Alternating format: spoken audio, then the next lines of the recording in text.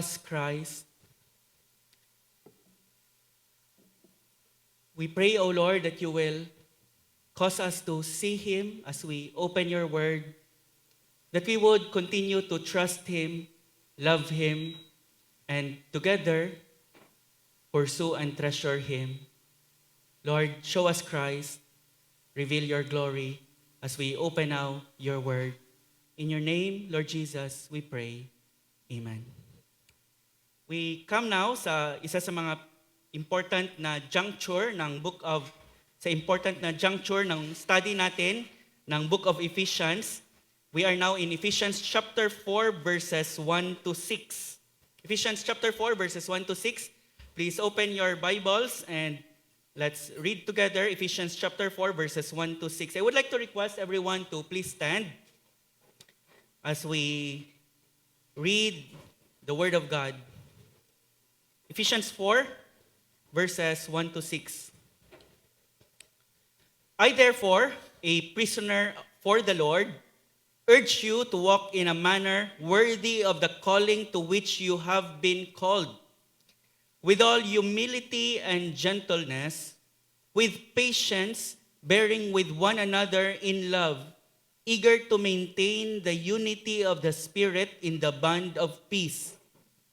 There is one body and one Spirit, just as you were called to the one hope that belongs to your call, one Lord, one faith, one baptism, one God and Father of all, who is over all and through all and in all. Please be seated, my dear brethren, friends. Ang Book of Ephesians ay na-divide into two major parts. And na-divide siya right in the middle. Ang first half is chapters 1 to 3, the first 3 chapters. At ang second half is the last 3 chapters, chapters 4 to 6. Ang first half is theological, while ang second half is practical. Ang first half, it deals with Christian doctrine, while the second half deals with Christian duty. Ang first half deals with our conversion, while ang second half deals with our consecration. Ang first half deals with our creed, while at the same time, ang second half deals with our conduct. Ang first half deals with our privileges as a Christian, as believers. Ang second half deals with our practice, our privileges and our practice as a Christian. Ang first half deals with our wealth in Christ, while ang second half deals with our walk in and with and for Christ. While ang chapters 1 to 3 explains our wealth in the heavenly places in Christ, ang chapters 4 to 6 explains how we are to walk in earthly places in and for and with Christ. And ang order is important. The order is very important. Kasi if una ang practical kaysa theological, una ang duty kaysa sa doctrine, baka isipin natin na we earn our salvation by what we do. Baka isipin natin na we earn our wealth by the way we walk. Baka isipin natin na kailangan akong magganito para maging anak ako ng Panginoon. Baka isipin natin na kailangan kong magganito, maganyan para masave ako. But that is not true. That is wrong. Sinasabi ni Paul, dahil anak na kayo ng Panginoon, eto gawin ninyo. Dahil saved na kayo, by grace you have been saved, past tense, eto ang gawin ninyo as saved believers. You do not do all these things in order to be forgiven and saved, but you do these things because you are already forgiven and saved. Nakita natin sa first 3 chapters of the book of Ephesians, especially sa chapter 1, na the work of salvation is the work of the 3 persons of the Trinity, the Father, the Son, and the Holy Spirit. We are dead in trespasses and sins. It is all the work of God raising us up and doing everything necessary for us to belong to Him. And ito ang dapat response natin. Do not miss the right order. The order is very important. Missing the order, the right order, is a matter of heaven and hell. If you miss this order, you will try to earn your salvation, which you can never, ever, ever do. You do not try to earn your salvation, but simply trust the Lord Jesus Christ for your eternal salvation, what He has done on the cross for your behalf. He lived a perfect life. He died a substitutionary death, and He rose again in order for us who believe in Him to be saved. You do not try to earn your salvation, but simply live worthy of your salvation. We are saved not by good works, but for good works. Ang prepositions na by and for are very important. Again, I repeat, the Bible says again and again that we are saved not by good works, but for good works. That is why, importante na ang exhortation is after the instruction. Right order, we must get the right order. At the same time, this tells us that we do not stop with the theological without the practical. When we hear the Word of God, it must do changes sa mga lives natin. Some Christians think Christian doctrine, learning about Christian doctrine is enough without Christian duty. They think Christian principles and precepts are already okay without our practice. But as James says, faith without works is dead. We should not only be hearers of the word, but doers as well. Important ang practical, important ang duty as a response of God's truth and doctrine that He has revealed in His Word, as a response to our salvation. So the book of Ephesians contains both precept and practice, doctrine and duty. And ang passage natin this morning marks a transition from theological to practical. Paul began chapter 4 with the word, therefore, thus making a transition. I therefore urge you, sabi ni Apostle Paul, I therefore urge you. Again, when you encounter the word therefore in the Bible, you ask, what is the word therefore? Therefore. Why is that word there? Paul is transitioning from our redemption to our response. That is why the word therefore is there. Having laid the foundation for our obedience, Paul is now exhorting us to obey God. Parang sinasabi ni Paul, dahil sa greatness ng redemption ninyo, GCBC, therefore, ito ang dapat na response ninyo. Paul is transitioning from theological now to practical, from doctrine now to duty. If you are observant, sa ilang months na pag-study natin ang book of Ephesians, you will notice na sa ilang months na pag-study natin, sa chapters 1 to 3, isa lang ang command na na-encounter natin. And a very weak command at that. You remember what that command is? Sino maka-remember? Remember.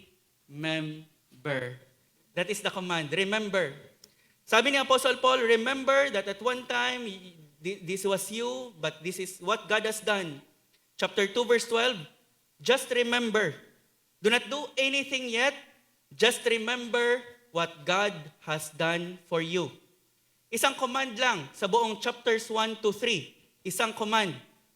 Pero that is about to drastically change now that we are in the last 3 chapters, 4 to 6, because in the second half of Ephesians, we will see 35 commands or directives in the coming weeks of our study. As Paul moves from instruction to exhortation, dumadami ang mga commands. This is because ang second half speaks of the believer's responsibility to conduct himself worthy of his calling before God, in the home, at work, in the community.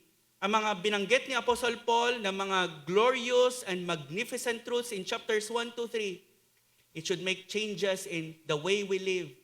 At home, at work, in the office, sa mga students, in your classrooms, it must make a difference in the way you live as Christians. Paul is moving from the doctrinal to the practical, kaya dumadami ang mga commands. Having laid the foundations for our obedience for Christ, He has saved you, completely, totally, eternally saved you. Now, obey. This is what you are going to do. Ito palagi ang pattern ni Apostle Paul if you notice sa kanyang mga letters. For example, sa book of Romans, if you remember, after expounding the greatness of our salvation, after expounding the gospel from chapters 1 to 11, in chapters 12 to 16, Paul is exhorting his readers to live worthy of that salvation, to live worthy of the gospel. And Romans chapter 12 verse 1 also marks the transition. And in fact, two words from Romans chapter 12 verse 1 are the same exact words sa Ephesians chapter 4 verse 1. Makikita natin ang word na therefore, makikita din natin ang word na urge, in which it is translated as appeal. I appeal to you, same word sa Greek, urge. I appeal to you, therefore, nandyan din ang word na therefore, brethren, by the mercies of God, that now you present your bodies a living sacrifice, holy and acceptable to God, which is your spiritual act of worship. Not so that you will be saved, but because now that you are saved, you present your bodies as living sacrifice, as your act of spiritual worship before the God who saved you. And once again, ang word na therefore, nagsisignal sa pag-move ni Paul from instruction to exhortation. This is usually the pattern of the Apostle Paul, instruction to exhortation, from doctrine to duty, from being theological to being practical. Verse 1, I therefore, a prisoner of the Lord, urge you. Prisoner. This is now the second time in the book of Ephesians that Paul mentions that he is a prisoner. Again, he is a prisoner not of Rome or of Caesar, but of the Lord and for the Lord Jesus Christ. His imprisonment is for the Lord. Before issuing his plea, nag-remind si Apostle Paul that who is this person issuing his plea? A prisoner for the Lord Jesus Christ. Ang pag-mention ni Paul ng kanyang imprisonment serves as an encouragement sa kanyang mga readers. I am willing to suffer for what I am asking from you. At the same time, it gives credibility sa kanyang message. It is said na during the Cold War, during the Iron Curtain sa China, isa sa mga requirement para makapastor ka sa isang church is that you have experienced prison time. Dapat na imprison ka. Their imprisonment does not add to the message, but it establishes their credibility as messengers. I am willing to suffer for what I will be teaching to you. It tells others that the message is important to me, that I am willing to go to prison and even to death because of my message. They are not commanding others what they themselves are unwilling to do.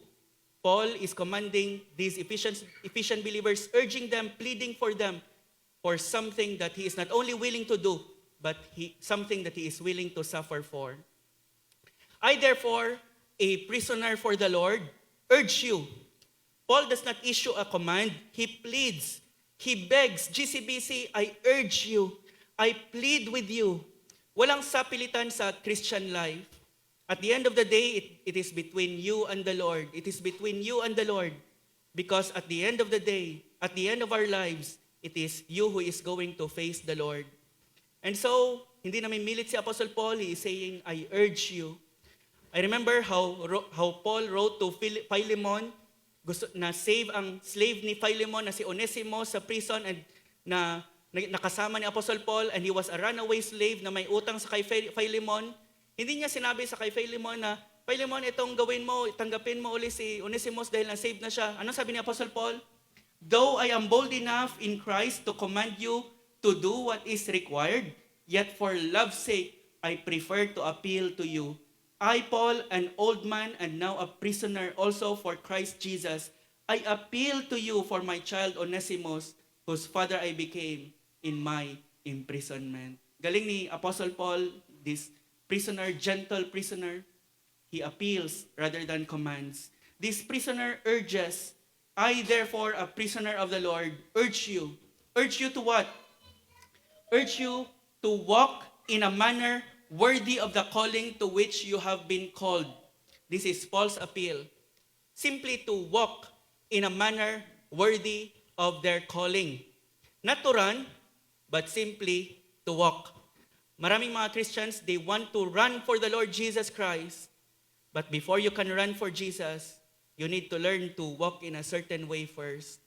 How are we to walk in the Christian life? In a manner, sabi ni Apostle Paul, we are to walk in a manner worthy of the calling to which we have been called. Ang word na worthy dito literally means to balance the scales. To balance the scales. Noong una, ang mga weighing scales, wala pa mga digital weighing scales. It's a balance. Lalagyan ng standard na weight dito, let's say 1 kilogram, and dapat dito 1 kilogram din. And if 1 kilogram na ito, magbabalance siya. If nagmamatch ang weights, it will be balanced. That is the idea. The one side of the scale is the greatness of our calling. The greatness of our calling, napaka-great, napaka-weighty ng greatness ng calling natin. Sa other side is our life, is our walk. Dapat mag-match ang walk natin sa ating calling sa Panginoon. Your practice ought to match your position in Christ. Your walk ought to match your wealth in Christ. Your conduct ought to match your calling. Your calling is great. Your calling is weighty. The greatness of the calling to which you have been called. And you are to match it with the way you live. Your conduct ought to be great as well, to be weighty as well, in order to match your calling. Si Princess Margaret, she sat beside her mother, Queen Elizabeth, during the young princess' first presentation sa British public. When she was called upon to address the gathered dignitaries, ang kanyang mother, naglin sa kanya at nagsabi, "You are a princess now, walk like one." You are a princess now, walk like one. In the same way, you are saved now, you are a child of the King, you are a child of the God of the universe. Walk like one, GCBC. Ang passage natin sets the theme for the final 3 chapters, our spiritual walk. The final 3 chapters can be summarized as our spiritual walk.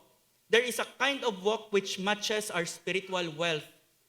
That is why in Ephesians 4-5, Paul mentioned 5 kinds of walk. What are these kinds of walk na minention ni Apostle Paul in the last 3 chapters? How are we to walk? The first is, we are to walk in unity, verses 1-3. Ito ang passage natin this morning. Eager to maintain the unity of the Spirit in the bond of peace. Secondly, we are also to walk in purity. Christians should no longer walk as the Gentiles do in the futility of their minds, but instead live in holiness and righteousness. If God has chosen you, according to Ephesians chapter 1, to be holy and blameless before Him, this is how you are to walk in purity. Actually, etong mga walk na ito, response ito sa mga sinasabi ni Apostle Paul. Because in chapters 1-3, sinabi niya na God has reconciled us both to one body, to one person, Jews and Gentiles together into one body. Therefore, we are to walk in unity. We are to walk in purity. Thirdly, we are to walk in love.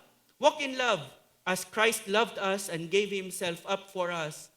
Diba, nag-mention ang chapters 1-3 kung paano tayo minahal ng Panginoon. In fact, isang command is to know the love of Christ which surpasses knowledge and to be filled with all the fullness of God.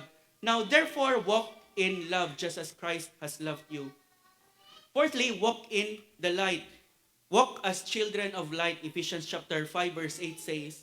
And number 5, we are to walk in wisdom before outsiders. If before, it doesn't matter how you walk, how you live your life, how you conduct yourselves, now that you have become a believer, now that you have become a child of the King of Kings and the Lord of Lords, there is a kind of walk that befits your new position in Christ. There is a kind of walk that matches your wealth in Christ. And the first way to walk is to walk in unity. The first way to walk as a church is to walk in unity. We are not walking rightly if we are not walking in unity.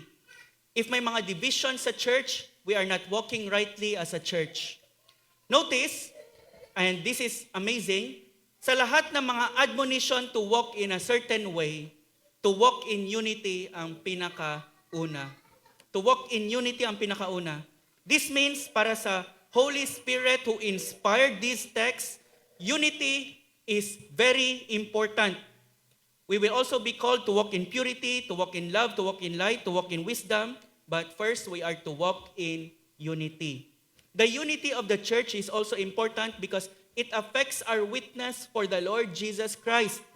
Pinoproclaim natin na ni-reconcile tayo ng Panginoon sa Kanya by faith at sa ibang mga believers. Yan ang message na pinoproclaim natin, yan ang gospel. And ang church nag-exist to be a living proof of the gospel message. Kailangan makita ng sanlibutan na ang church ni Jesus Christ are united despite of our differences. How can the world believe the gospel if we can't get along with each other? If we do not love each other, if we are not united in our pursuit of God and in living our lives in this world. At the same time, by this shall all men know that you are my disciples if you love one another. At the same time, very important kay Jesus ang unity that He prayed for it the night before He died. John chapter 17, ilang beses minention ni Jesus Christ.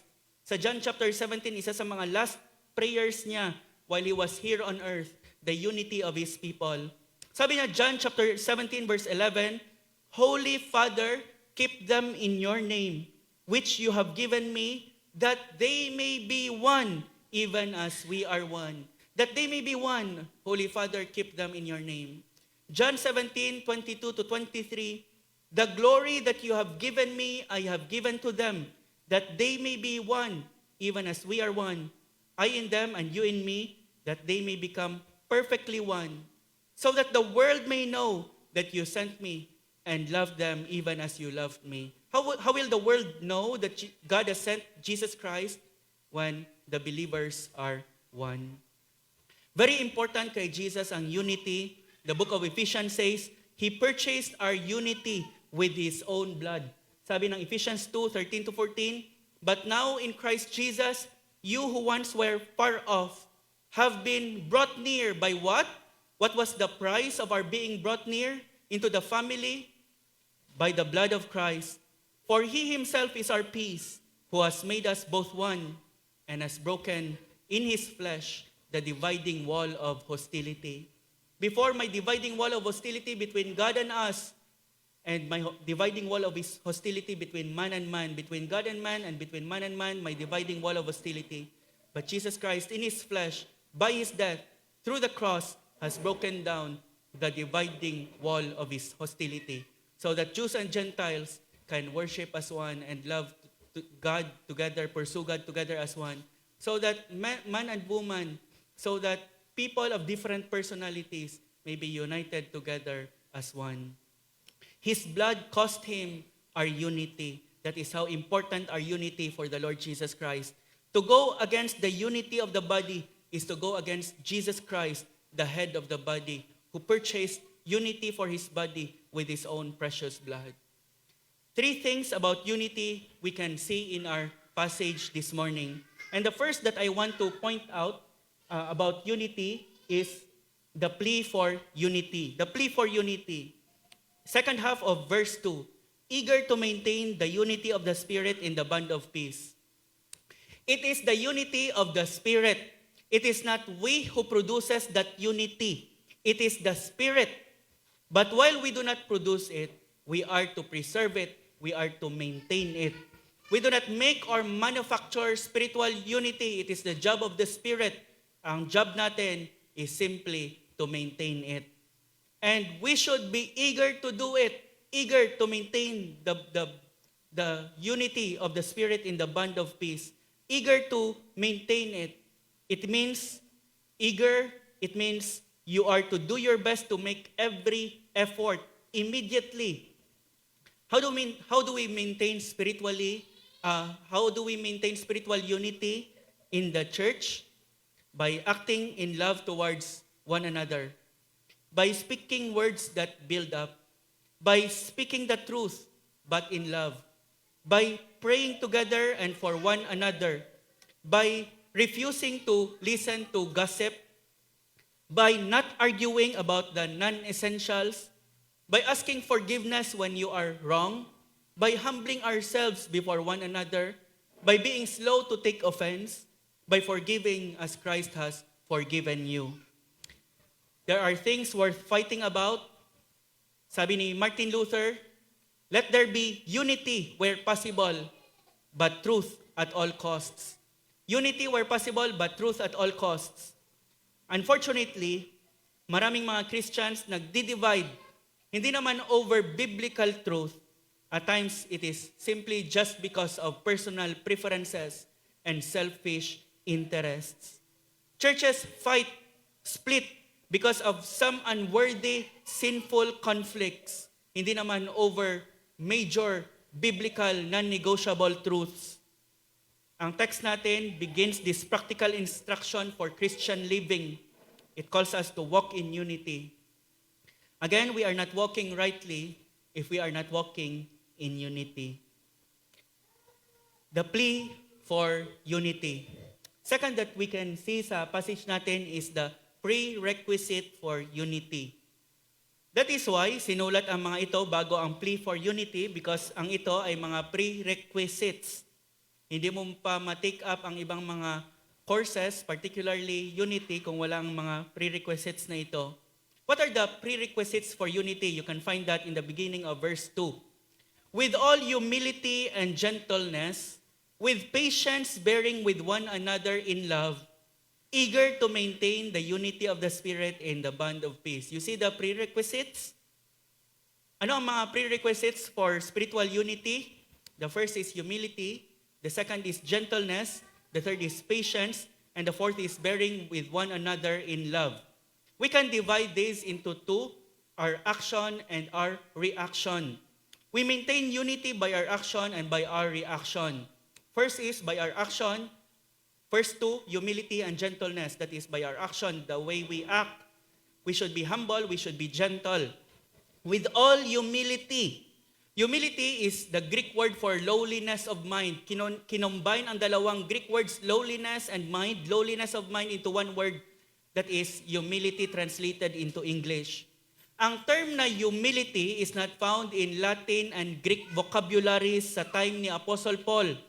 The Greek word was coined by Christians and some commentators say it might even be coined by the Apostle Paul himself kasi wala talagang word na ganito sa Gentile world para i-describe ang quality that God wants us all to have and to possess. Lowliness of mind. Para sa mga Greeks and Romans, hindi ito quality worth having. Lowliness of mind, thinking low of yourself or not thinking of yourself at all and thinking of others. That is not something they like. That is the very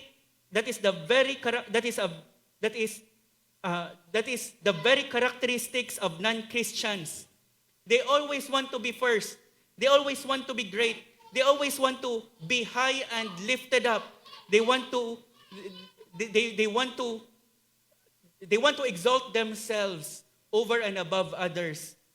Humility is the opposite of pride. Pero para sa kay Apostle Paul, if we are to have unity as a church, the first of the things we ought to have is humility. First ito sa mga prerequisites. Humility 101. In fact, para kay Paul, to be humble is to be like the Lord Jesus Christ. Christ humbled himself. Ano sabi sa Philippians chapter 2? Though Jesus was God, he did not count lowliness of mind. He did not count equality with God a thing to be grasped. But anong ginawa ni Jesus Christ? He emptied himself, taking the form of a servant, being born in the likeness of man, and being found in human form, he humbled himself by becoming obedient to the point of death, even death on the cross. Sabi ni Apostle Paul, let this mind be in you, which was also in Christ Jesus. What is that mind? Lowliness of mind. A humble person will want to, there are several characteristics of a humble person, and I want to point them out to you. The first is, a humble person will want to serve others. In the church, a humble person will not think a task is so menial or so low, it is below him. Once again, I like this saying from Charles Spurgeon. Sabi niya, do not desire to be the principal man in the church. Be lowly, be humble. The best man in the church is the man who is willing to be a doormat for all to wipe their boots on. The brother who does not mind what happens to him at all, so long as God is glorified. That is the humble man, willing to be a doormat for others to place their feet upon. Jesus Christ himself washed the disciples' feet, the task reserved for the lowest of slaves. A servant washes other people's feet. We ought to do the same thing that Jesus Christ did. Serve others, wash one another's feet. Ganito ang mind ni Apostle Paul, being Christ-like. Ganito usually magpakilala si Apostle Paul. Paul, a servant. Yan yung pakilala niya. Hindi Paul, sometimes an apostle, kung kailangan talaga niya ibanggit na Apostle Paul siya ni Christ because his apostleship is being undermined. But what you find is usually Paul, a servant. Not reverend, not Paul, PhD, but a servant. Servant of Christ Jesus and servant of the saints of Christ Jesus. A humble person is willing to serve others. A humble person admits when they are wrong and asks for forgiveness when necessary. When was the last time you said, I am sorry, I am wrong, to your spouse, to your children, to your parents, to your brothers and sisters in the church? When was the last time? It takes a great deal of humility to say, I am sorry, I was wrong. A humble person celebrates with others their victory and successes. Only the humble person can do that. In fact, mas madali pa daw i-obey ang weep with those who weep kaysa rejoice with those who rejoice. Without jealousy or sense of competition, rejoice with those who rejoice. Only the humble can do that. A humble person esteems others as better than himself or herself.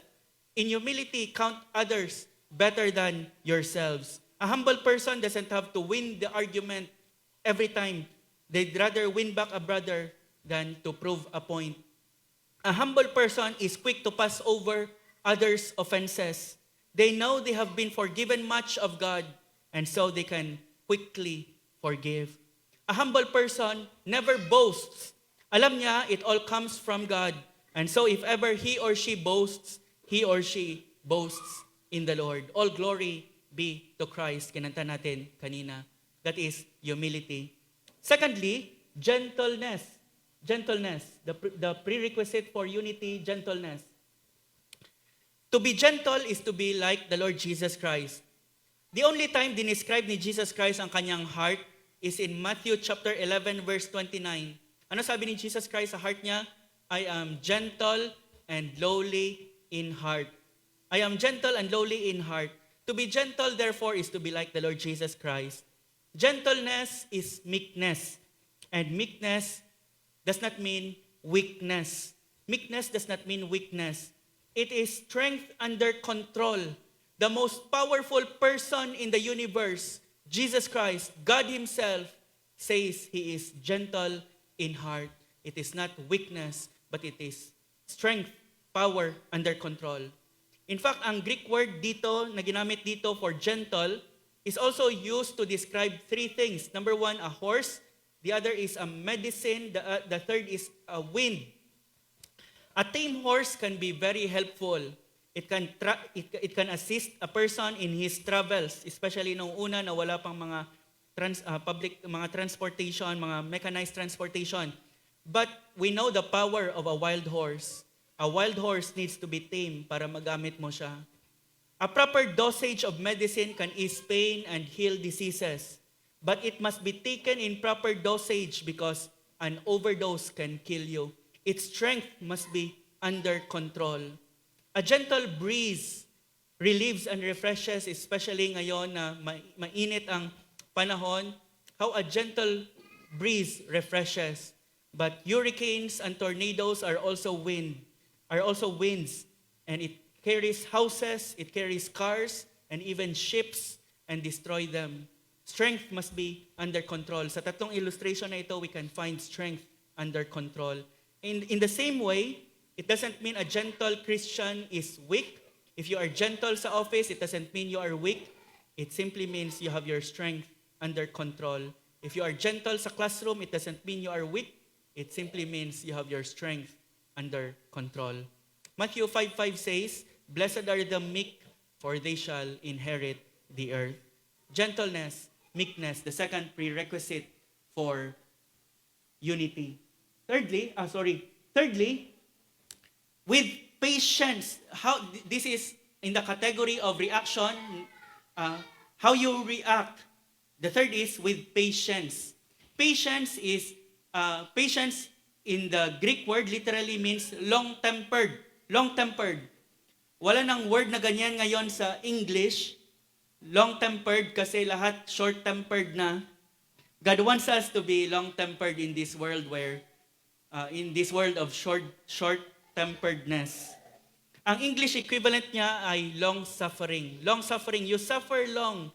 You suffer long. A patient person suffers long. Patient people are not short-tempered. They are not easily offended. Sabi ng 1 Thessalonians chapter 5 verse 14, be patient with them all. Be patient with them all. Napakadali maging patient to some people, for some people, para sa ibang mga people, especially our friends, those close to us. But Paul says, be patient with them all. Sa mga church, may mga people who might annoy you, offend you, hurt you. Be patient with them all, ang command.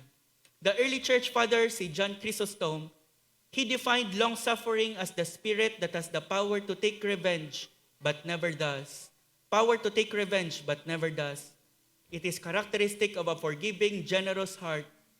That is why we are to react toward one another. That is how we are to react to one another. Why? Because it is how God reacts towards us. It is how God acts towards us.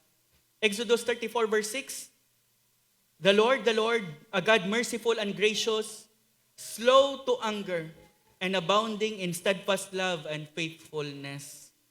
God is extremely patient toward us. If may short fuse ang Panginoon, walang tao dito ngayon sa GCBC.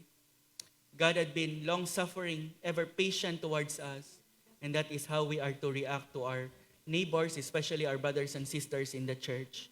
Fourthly, bearing with one another in love.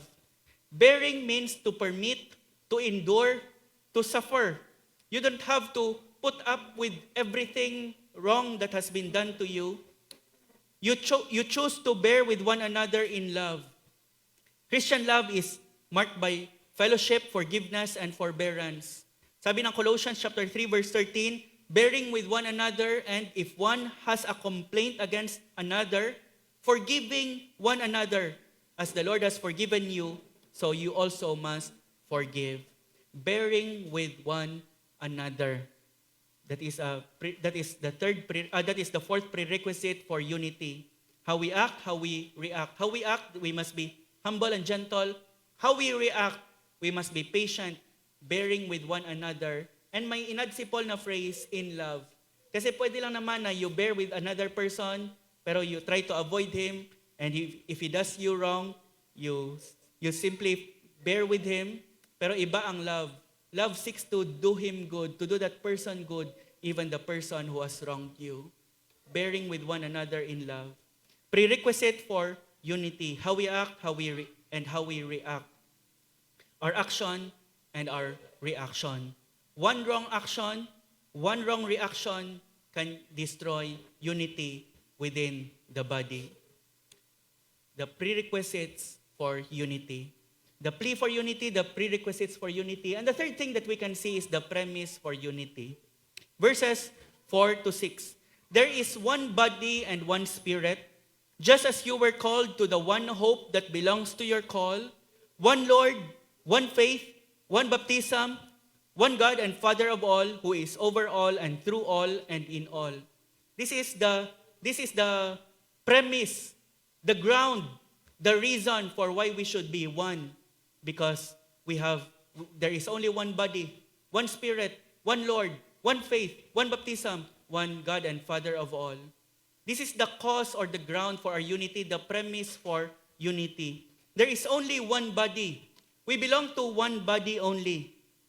Either you are in the body or you are not. If you are a saved believer, you are in the body. Walang amputated body part si Jesus Christ, kahit na daliri. The only way you can be connected sa head is to be connected in the body. No other way. That is why ang isang totoong believer will seek to join or plug himself or herself sa isang local church because Christ has joined him to the universal church. None of us can rightly be connected to the head without being connected to his body, the church.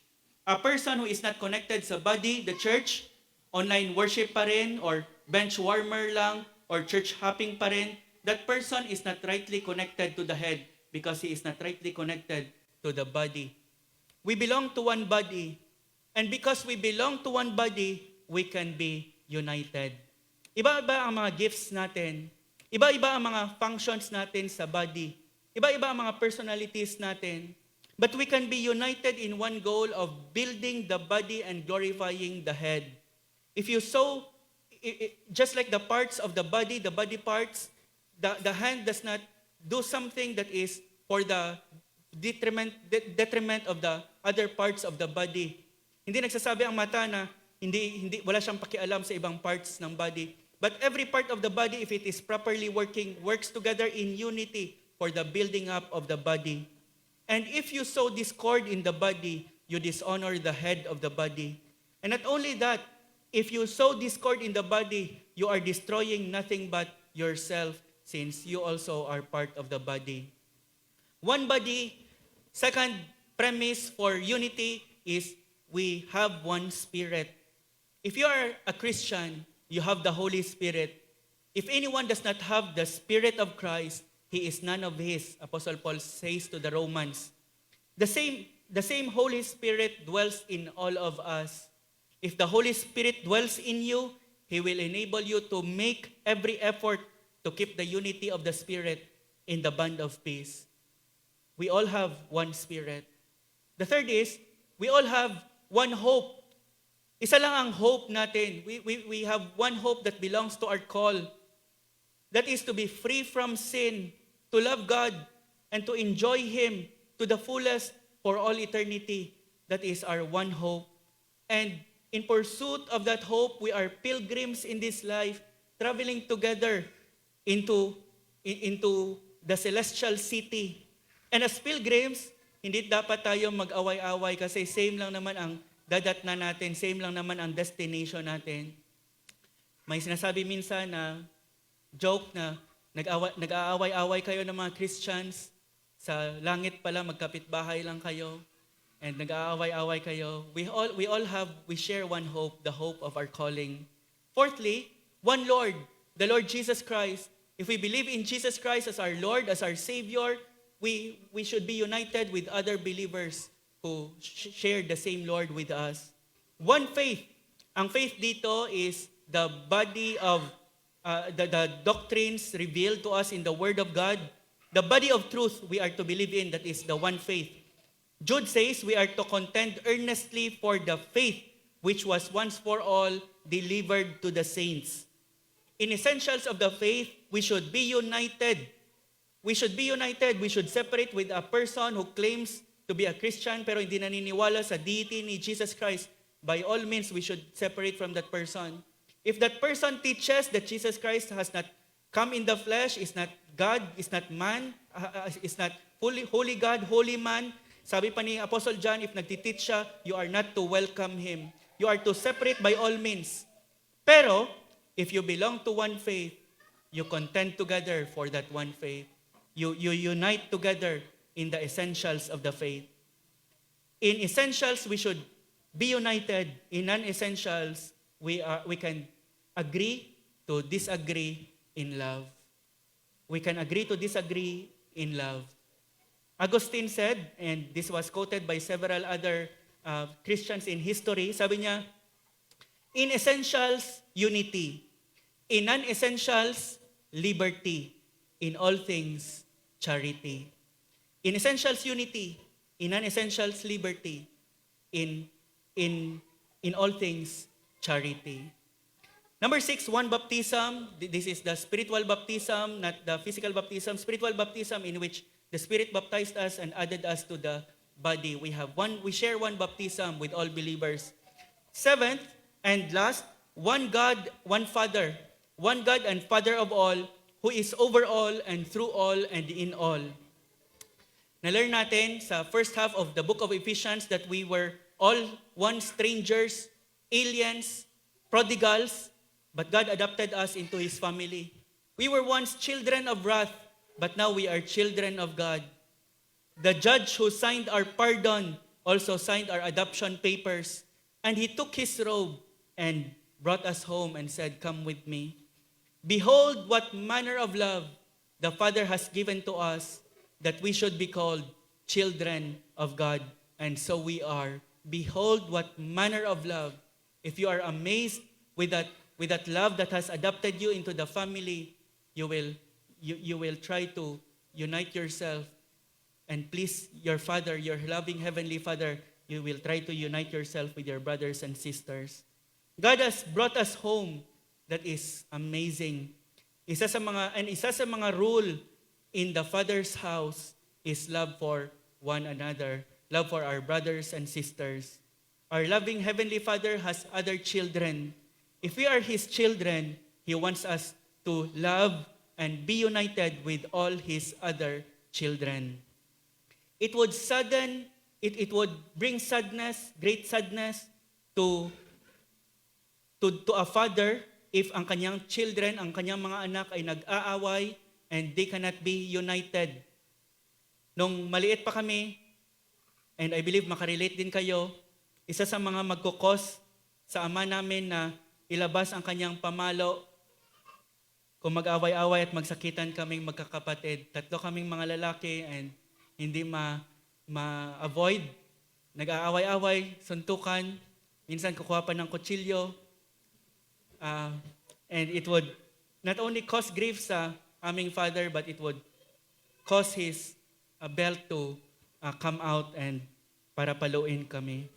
You are not an only child. Hindi kayo only child ng Heavenly Father ninyo. Our one Father wants you to love all His other children. And ito ang mga premise for unity. This is what it means to be saved. To be saved, this is, and I want to emphasize this is what it means to be saved. To be saved is to believe in one Lord, in one faith, undergo one baptism, believe in one God and Father of all, have one hope to be added into one body by one Spirit. This is what it means to be saved. Kahit na hindi kayo magkapareho ng taste and preferences ng fellow believer mo, ng fellow church member mo, so long as you have one God, one Father, share one faith, believe in one Lord, and have one Spirit, you can be united. You can be united. Ang daming mga differences ng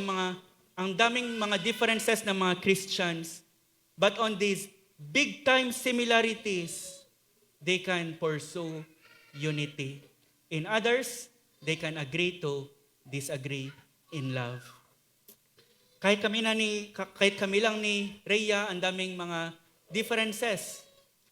This week, binilan ko siya ng buko, nilagyan ko ng sugar, hindi niya gusto, nilagyan ko ng sugar, and so nilagyan ko ng konti lang. Hindi ko na dinagdagan. I have to learn to adjust, and for us to be united, for us to continue to live together in harmony. And kaming mag-asawa pa lang yan, dalawa pa lang kami, how much more i-multiply natin sa church? Ang daming differences. Ang daming differences. And we need to learn to adjust. We need to learn to humble ourselves, quickly forgive, apply the prerequisites for unity, makipag-unite sa isang person, sa church covenant natin.